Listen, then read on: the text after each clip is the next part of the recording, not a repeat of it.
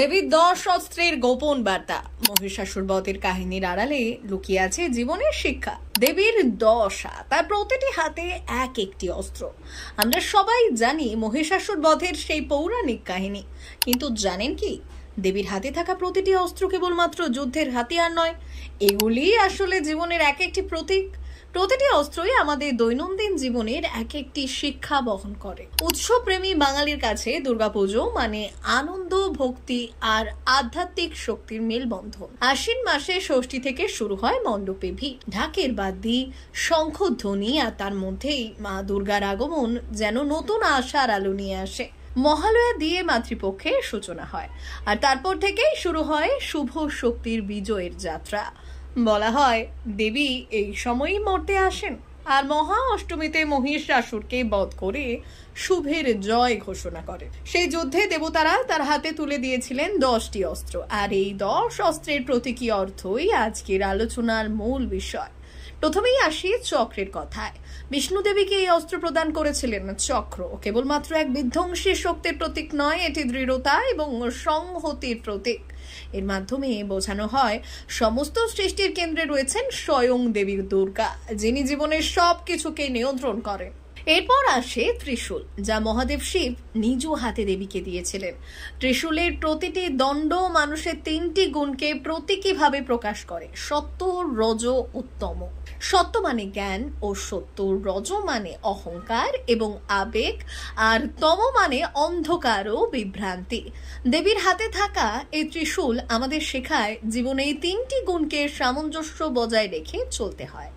শঙ্খ, যা দেবীকে দিয়েছিলেন বরুণ দেব। শঙ্খধ্বনির শক্তি আমরা সবাই জানি। এর ধ্বনিতে দূর হয় অশুভ শক্তি, সৃষ্টি হয় পবিত্রতার পরিবেশ। আজও পুজোর শুরুতে শঙ্খধ্বনি সেই শুভতারই ঘোষণা করে। বজ্র, ইন্দ্রদেবের দান। বজ্র মানে সংকল্পের দৃঢ়তা। জীবনে যখনই প্রতিকূল পরিস্থিতি আসে, এই বজ্র আমাদের মনে করিয়ে দেয় দৃঢ় চিত্তে লড়াই করার প্রয়োজনীয়তা।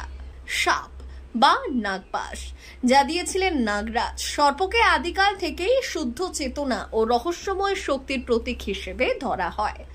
দেবীর হাতে থাকা সাপ আসলে অন্তর্নিহিত শক্তি আর জাগ্রত চেতনার প্রতীক।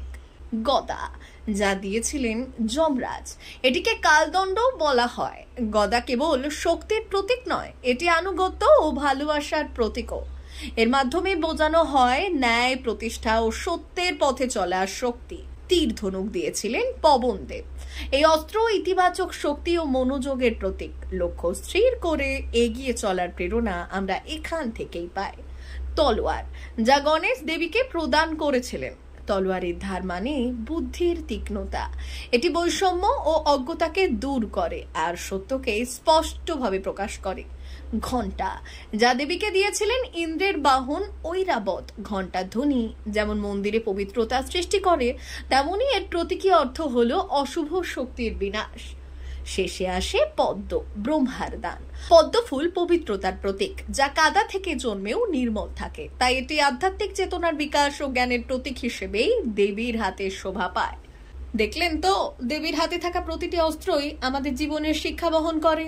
জ্ঞান, দৃঢ়তা, আনুগত্য, সংকল্প আর পবিত্রতা সব মিলেই আমরা শক্তিশালী হয়ে উঠি। দুর্গোৎসব তাই কেবল আনন্দ নয়, জীবনের সত্য উপলব্ধি করারও সময়। তাই বলুন তো, দেবীর কোন অস্ত্রের শিক্ষা আপনার জীবনের সবচেয়ে প্রয়োজনীয় বলে মনে হয়? ব্যুরো রিপোর্ট, ভুবন গ্রাম সংবাদ।